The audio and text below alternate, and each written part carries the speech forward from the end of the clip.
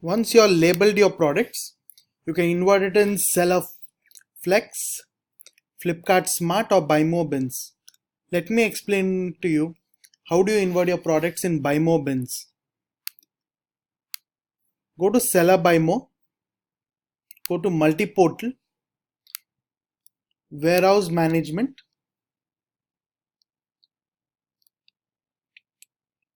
Inbound and your city, say Bangalore. Once you do it, click on Inbound.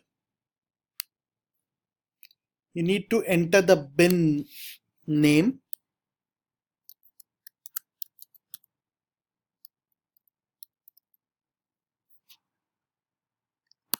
The FSKU.